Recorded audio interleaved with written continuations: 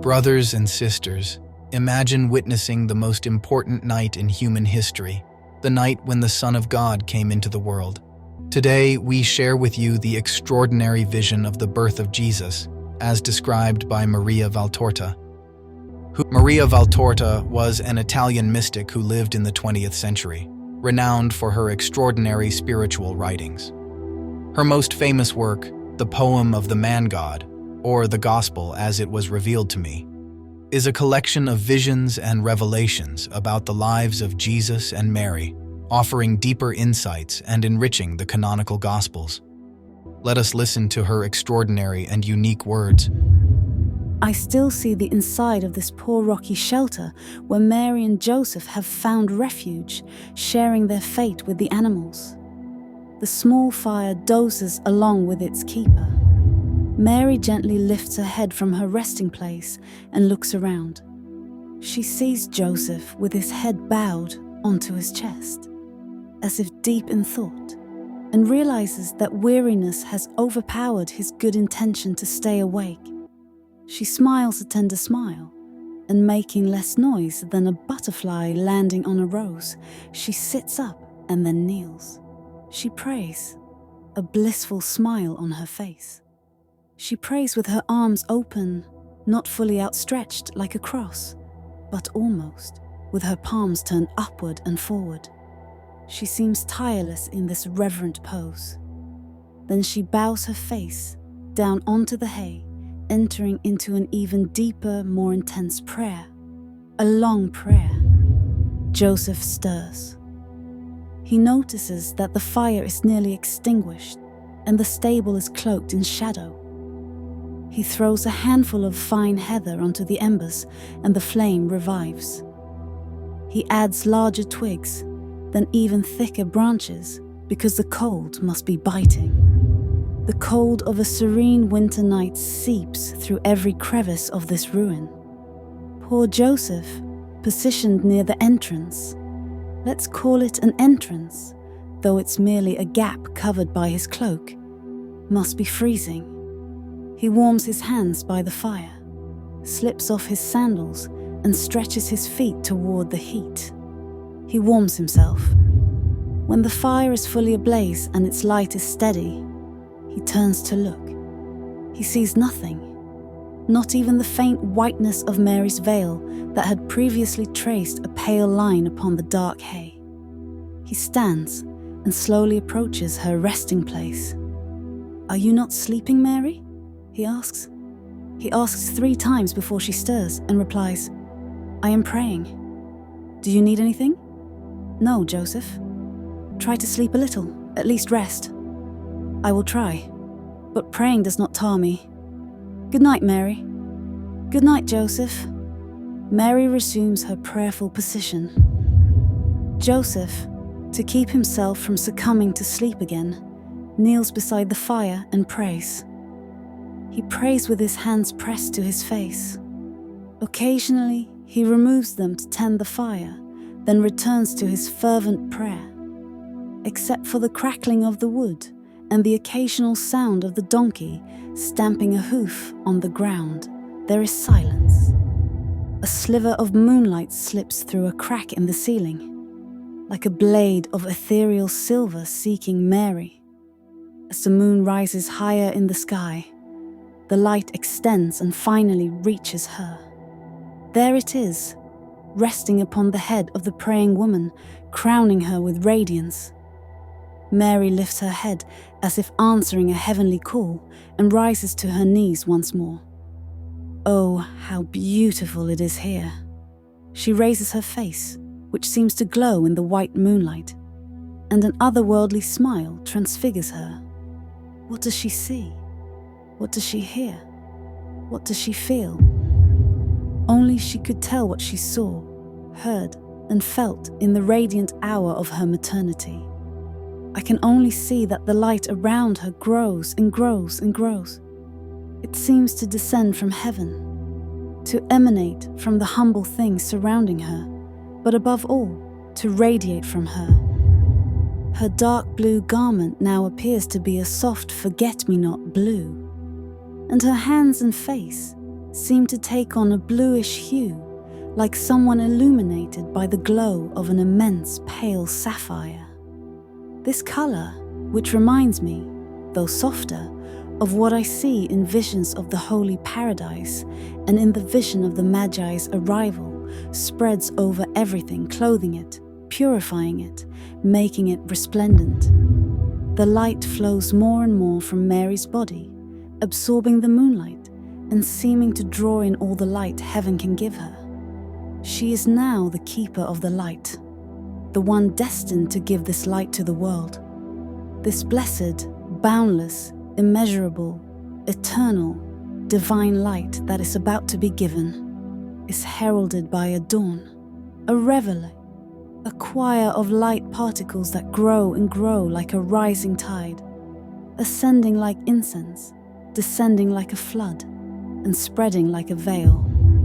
The ceiling full of cracks, cobwebs, and precariously balanced debris, dark, smoky, and unwelcoming, now appears like the vaulted ceiling of a royal hall. Every large stone is a block of silver, every crack a glimmer of opal, every cobweb a priceless canopy woven of silver and diamonds. A large lizard, hibernating between two rocks, looks like an emerald jewel forgotten by a queen, and a cluster of hibernating bats appears as a precious onyx chandelier.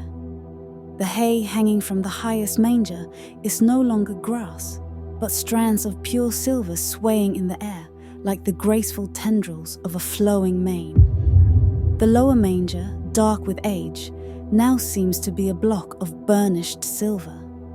The walls appear covered in brocade, where the white silk vanishes beneath the pearly embroidery of its reliefs. And the floor. What is the floor now? It is a crystal illuminated by a radiant white light.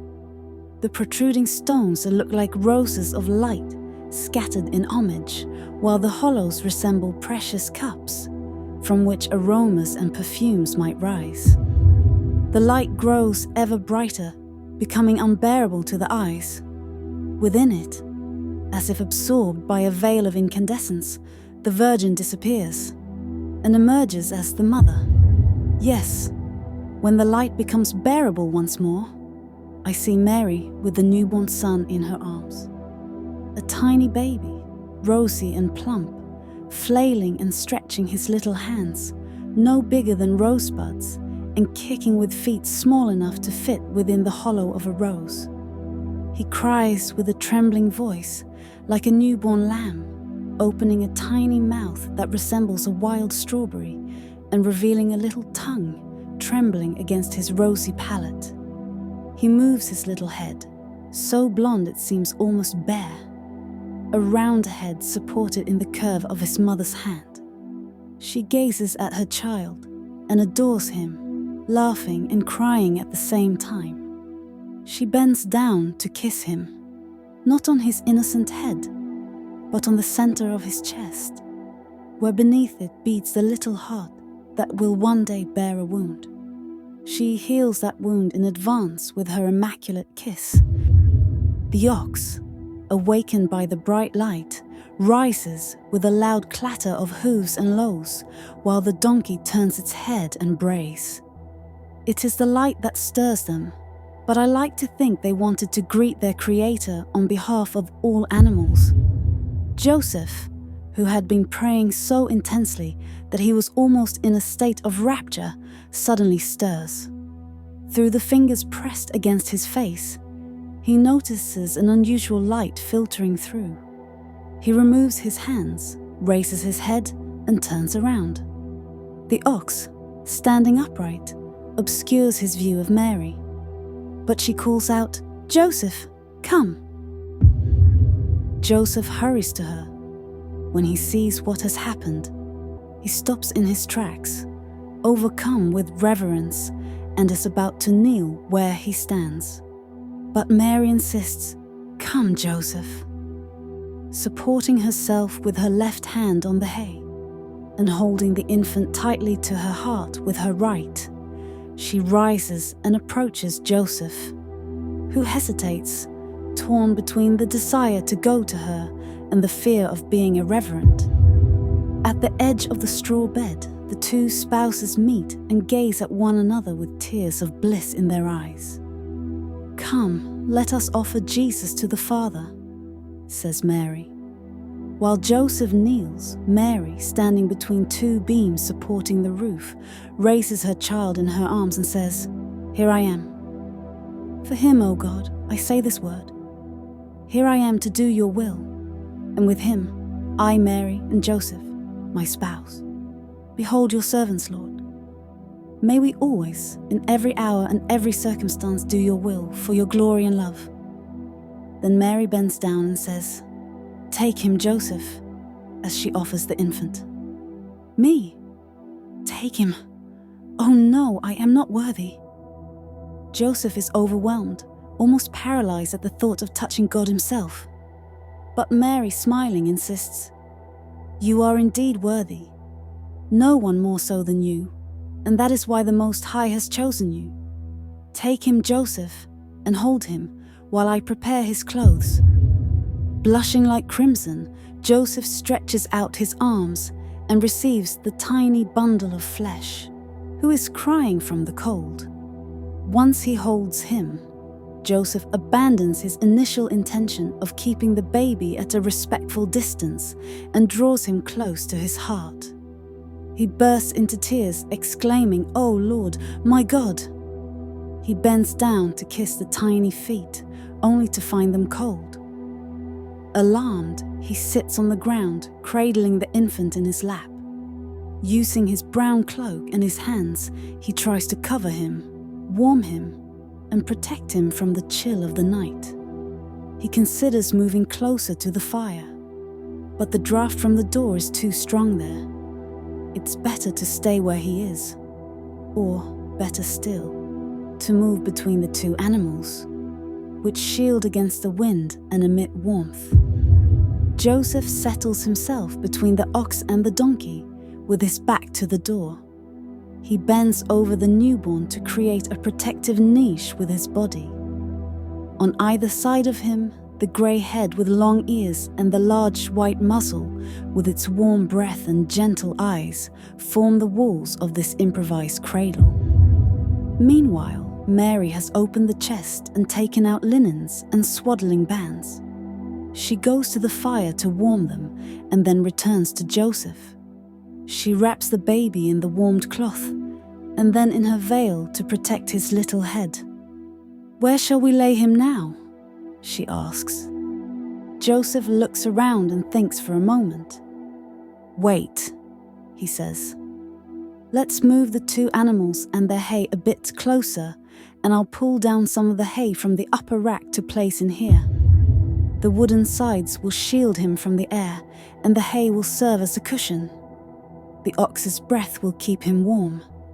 The ox is more patient and calm." He sets to work, while Mary cradles her child, holding him close to her heart and resting her cheek against his tiny head to keep him warm. Joseph stokes the fire generously, creating a bright flame. He warms the hay, ensuring it's completely dry, and gathers enough to make a small mattress for the infant. Then he arranges it in the manger, shaping it into a cradle. "It's ready," he says, "but we'll need a blanket to cover him. The hay might be uncomfortable, and he'll need something to keep him warm." "Take my mantle," Mary offers. "But you'll be cold," Joseph protests. "It doesn't matter. The blanket is too rough. The mantle is soft and warm. I don't feel the cold at all." But he must not suffer any longer. Joseph takes Mary's large, soft mantle of dark blue wool and folds it double over the hay, letting one edge hang over the manger. The Saviour's first bed is ready. With her gentle, swaying steps, Mary carries the child to the manger and lays him inside. She wraps the mantle's edge around him, tucking it under his bare head, which sinks slightly into the hay, cushioned only by Mary's thin veil. Only his little face, no bigger than a man's fist, remains uncovered. The two, bent over the manger, gaze at him with blissful adoration as he sleeps his first slumber, soothed by the warmth of the swaddling bands and the hay. The gentle heat has calmed his cries and lulled him to rest. The sweet Jesus. How wonderful! This vision reveals the birth of Jesus with a new depth, drawing us into the heart of the mystery of Christmas. It's not just a story of humility and love, but an invitation to rediscover the light of Christ in our lives. What do you think? Which part of this vision touched you the most? Share your thoughts in the comments below. And don't forget to subscribe to the channel and share this testimony with your loved ones. Help us spread this beauty. Your support can bring the light of the gospel to more people. May God bless us all.